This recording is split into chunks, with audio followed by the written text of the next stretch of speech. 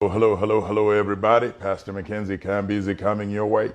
Progress on Purpose. I just want to give you a reminder.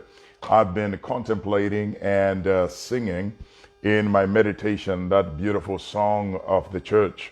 Oh, how I love Jesus. Oh, how I love Jesus. And God just dropped something on my spirit. And I want to remind you tonight. I just want to remind you tonight about the love of God. I just want to remind you tonight about the love of God. I have four things I just want to remind you about the love of God.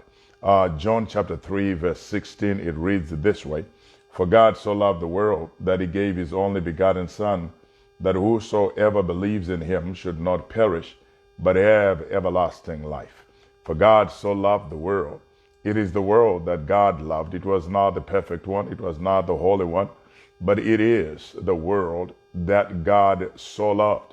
And I just want to remind you about the love of God for you tonight. It is extremely important for you to understand that God loves you. God loves you. God loves you. Just want to remind you, God loves you. What does that mean? The love of God. It is a very important thing for you to understand that God's love is so deep toward you. It's a reminder. Just want to remind you. You know, life is a way of putting in and distorting how we view the love of God for us. And we end up thinking that it is in the doing that God loves us. But I want you to understand that for God so loved the world, that God loves you. And I want to remind you of four things about the love of God.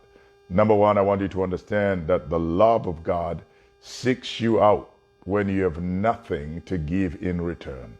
The love of God seeks you out when you have nothing to give in return. When God loves you, it's not because you have something to give to him, but he seeks you out when you have nothing to give in return. The love of God is being loved when you are unlovable. God loves you when you are unlovable. You don't have to be in a better state for God to love you. When God says, I love you, I want you to understand he's loving you when you are unlovable. And number three, just a reminder about the love of God. The love of God, it has nothing to do with you. The love of God has nothing to do with you.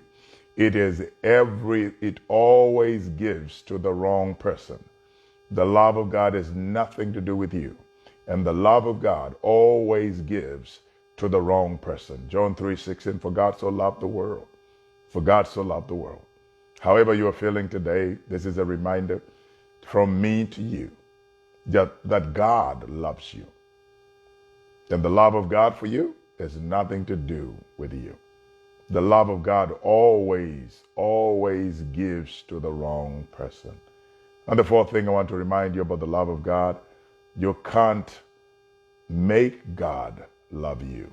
You can't make God love you.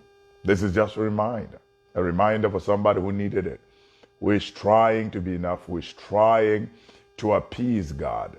Let me tell you something, my friend. It is God's choice, God's desire, God's will to love you, and he loves you so.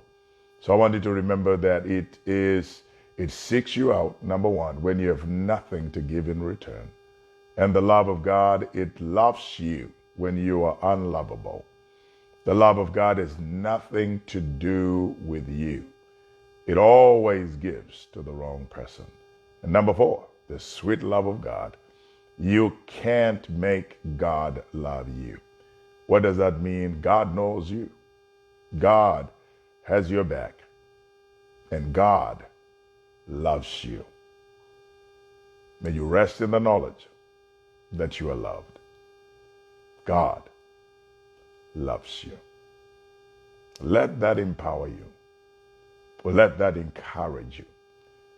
Let that destroy the guilt and shame of sin and of making mistakes in life. The devil is a liar. God loves you. He loves you because he chose to love you. He sought you out when you had and still have nothing to give in return. John 3:16, for God so loved the world that he gave his only begotten Son. Whosoever believes in him should not perish but have everlasting life. Please may you embrace the warmth of the love of God. He loves you. Blessings on you, my friend, as you progress on purpose.